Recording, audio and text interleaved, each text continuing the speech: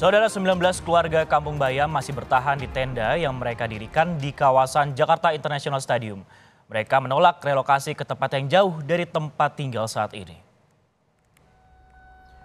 Warga sebelumnya telah survei ke Rusun Nagrak dan mengeluhkan akses yang jauh dan sulit, terutama untuk anak sekolah. Hal ini membuat warga tak sanggup karena banyak anaknya yang masih bersekolah di sekitar JIS. Padahal Pemprov DKI menggratiskan sewa Rusun Nagrak. Sedangkan di Rusun Kampung Bayam belum semuanya jadi, saudara. Selain itu warga juga harus membayar Rp750.000 di unit tersebut.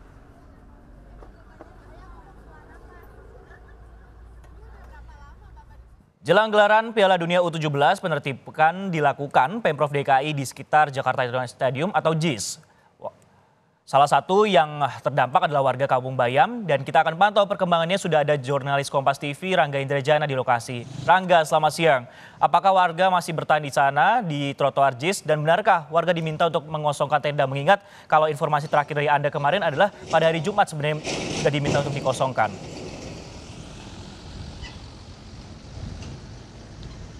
Baik ya, selamat siang Francisco dan saudara. Untuk situasi terkini di lokasi tenda warga Kampung Bayam, memang mereka masih beraktivitas seperti normal. Dari selama kami memantau mereka, masih ada kegiatan jual beli antar warga di dalam tenda tersebut.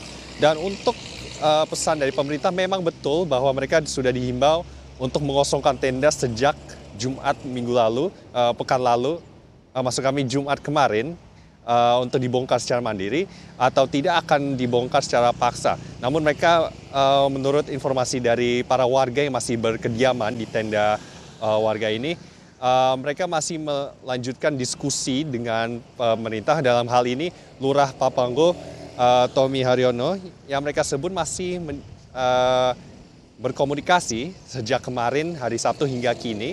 Dan kini mereka masih menanti kabar selanjutnya dari Lurah Papanggo untuk kelanjutan nasib mereka. Dan menurut informasi terkini, ya betul mereka masih menanti hingga besok hari, Sisko. Nah Rangga, ini yang jadi pertanyaan adalah warga-warga yang tinggal di trotoar tersebut sebenarnya pendatang apa memang sudah lama tinggal di sana? Dan alasan mereka bertahan itu sebenarnya apa? Mediasinya kemudian yang masih terus diupayakan antara mereka dengan pemerintah ini seperti apa? Apakah soal transportasi ataupun masalah uang sewa? Mengingat uang sewa ini mencapai Rp750.000, Rangga. Baik ya Francisco, betul sekali masih ada sejumlah kendala yang dihadapi oleh warga-warga yang tinggal di sini. Berdasarkan informasi dari Minawati, Koordinator Jaringan Rakyat Miskin Kota, ada sejumlah syarat yang memang sudah diajukan oleh warga Kampung Bayam ini kepada pemerintah, namun tidak semuanya dikabulkan. Memang mereka sudah mengajukan sejumlah syarat, yakni pemerintah menyiapkan mobil untuk melakukan pindahan dari tenda ke Rusunawa Nagrak Cilincing. Pemprov menyiapkan bis sekolah bagi anak-anak yang masih dalam usia sekolah. Dan yang terakhir ini perlu dititik beratkan karena ini memang yang dipermasalahkan oleh warga di sini, yakni perpindahannya harus sementara ke Rusun Nagrak. Dalam hal ini mereka menganggap bahwa perpindahan ke Rusun Nagrak harus sementara karena mereka masih menginginkan yang sudah dijanjikan oleh pemerintah, yakni kampung susun Bayam yang sudah dijanjikan sejak 2022 lalu. Dan mereka tidak ingin KTP mereka juga digantikan identitasnya sehingga mereka seakan-akan sudah tinggal di Nagrak Cilincing. Untuk informasi selengkapnya berikut adalah penjelasan dari Minawati, Koordinator Jaringan Rakyat Miskin Kota.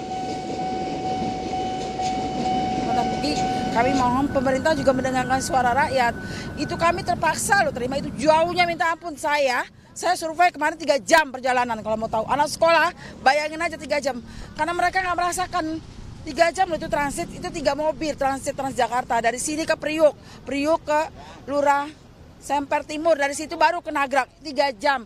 Belum nunggu mobilnya pas penuh, kita ngalah lagi penuh itu. Kalau anak sekolah, oke, mereka bisa bis sekolah. Itu yang kami mau, berapa tahun mereka, kami nggak mau ucapan harus ada hitam di atas putih. Baik ya, demikian penjelasan dari Minawati, perwakilan dari Koordinator Jaringan Rakyat Miskin Kota.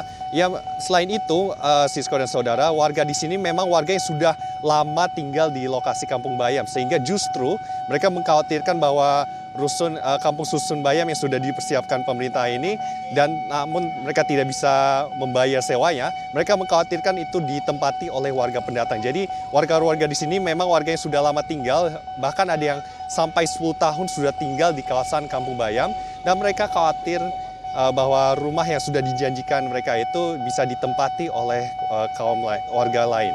Sisko? Berbagai poin yang diinginkan oleh masyarakat yang tinggal di Kampung Bayam terkait masalah relokasi. Nah, ini juga cukup menarik, Rangga dan juga saudara. Kan relokasinya ini diminta oleh pemerintah ini secara mandiri ataupun dengan bongkar paksa. Nah, bongkar paksanya ini paling lama ini akan dilakukan oleh pemerintah kapan? Apakah sudah ada informasinya, Rangga? Mengenai informasi kapan dilakukannya bongkar paksa, Sisko dan saudara, belum ada kejelasan dari Lurah Pavanggo, karena mereka hingga detik ini masih melakukan diskusi dengan warga, sehingga kami masih menanti kelanjutannya dari pihak warga, apakah pemerintah akan mengabulkan syarat mereka, yakni perpindahan ke Rusun Nagrak Cilincing itu akan dilakukan secara sementara atau justru akan permanen. Karena mereka memang warga juga sekali lagi mengkhawatirkan jarak tempuh dari Rusun Nagrak Cilincing ke lokasi anak-anak mereka bersekolah itu cukup jauh.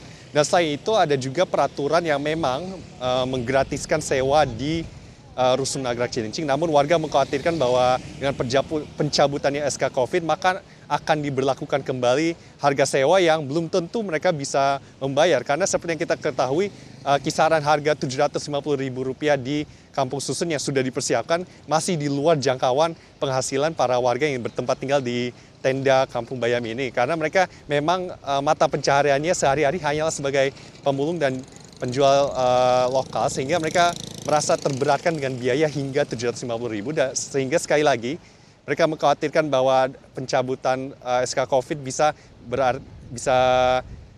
menyebabkan adanya sewa di Rusun Nagrak, meskipun sudah disebut oleh pemerintah tidak akan dibebankan biaya sewa, hanya akan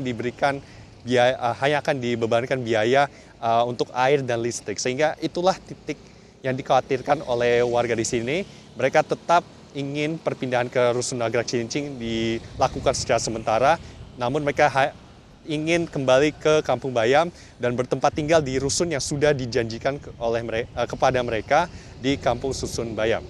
Sisko? Baik, masih terus dicari jalan tengahnya antara pemerintah dan masyarakat yang masih tinggal di tenda-tenda di trotoar JIS, karena ada sejumlah poin kemudian disampaikan terkait masalah kepindahan, waktu tempuh untuk anak-anak bersekolah. Terima kasih Rangga Indrajana yang melaporkan langsung dari sana.